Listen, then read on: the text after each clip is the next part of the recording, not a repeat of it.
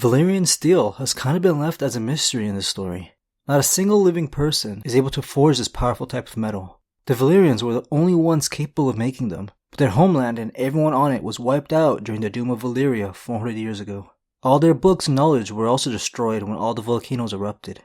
Anyone who tries to scavenge what was left of the greatest and most powerful civilization disappears, so it looks like Valyrian Steel will be left a mystery forever. But from what we can gather, magic was used in its forging. It's possible fire magic was used to manipulate dragon fire. Whatever they did to forge these blades, they're lighter, sharper, and stronger than any other steel. This would obviously give any fighter a huge advantage over any other, and it's why Valyrian Steel is so sought after. They were extremely valuable before the Doom, but since it can never be produced again, they're priceless now. There's a few thousand left in the world and a couple hundred in Westeros. Some houses that were fortunate enough to get their hands on some back in the day treasure these items and pass them down the family line as ancestral heirlooms. When a Lannister king wanted to adventure the ruins of Valyria, he, along with his crew and Valyrian Steel sword called Brightroar, disappeared. A few generations down, Tywin tried to get his hands on a replacement, but with all the Lannister gold, no family would give one up. Tywin resorts to taking House Stark's Valyrian Steel sword called Ice and reforge it into two smaller blades. The only people capable of reforging are the blacksmiths of Coar.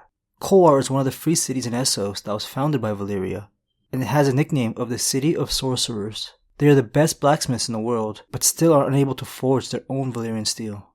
To reforge, blood sacrifices have to be made. The best blacksmith in King's Landing is from Coar, and is who Tywin hired. One was given to Jaime and the other Joffrey. Jaime names Oathkeeper and gives it to Brienne to carry out the promise they made to Catelyn Stark of returning Sansa.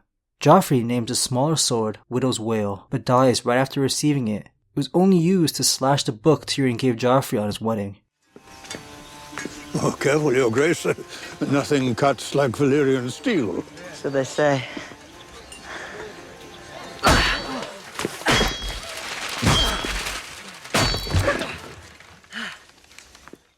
And now, with it in Tommen's possession in the books, it'll likely have to be passed on to someone else since he's just a child. The Targaryens had two in their possession, but both are either lost or hidden. We've seen a lot from Jon's sword Longclaw that belonged to House Mormont before being gifted to him, and there are a few scattered across smaller houses, like House Tarly's sword called Heartsbane. Littlefinger had that dagger, and in the show it now belongs to Arya. These blades are going to play a far larger role in the final season in the show now that the climactic war is about to take place. Since whites are already dead, they can't be taken out with regular means. We've seen them go down to fire, but unless you have dragons or a sorcerer, using fire in a battlefield with so many monsters coming after you won't be easy. Valyrian Steel easily cuts them down, along with the White Walkers and possibly the Night King as well. But we've also seen another material used to take out whites and White Walkers. Obsidian, also called Dragonglass. Obsidian is actually a real life thing, and like in Game of Thrones, it's volcanic glass. But like Valyrian Steel, these are magical items in this story. The Children of the Forest's weapons were made with Dragonglass, and thousands of years in the past, they would give the Night's Watch a batch of some every year.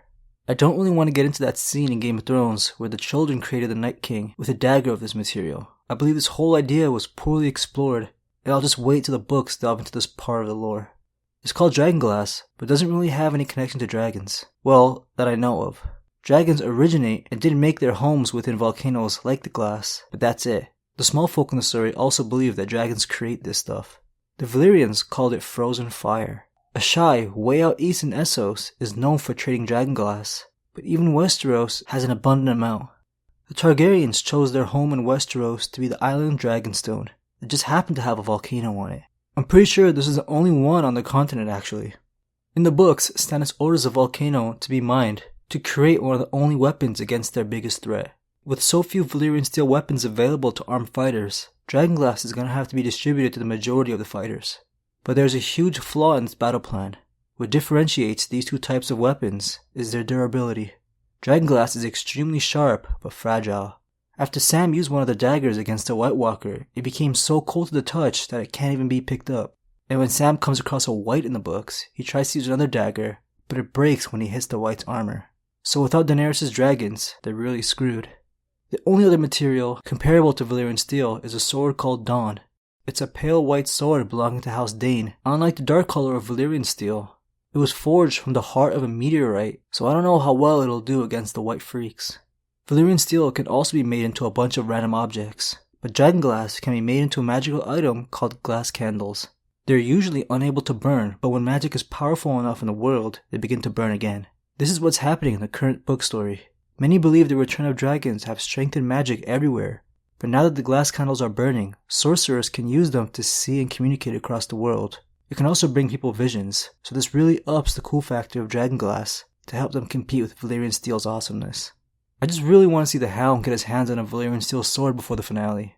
I can't think of a more worthy fighter left alive in the show. It's not like Sam Tarly is going to be using Heartsbane in the war, so maybe he can pass it on. That's it, I'm done. I'll be back in a few days with something else to talk about. Thanks for watching, guys.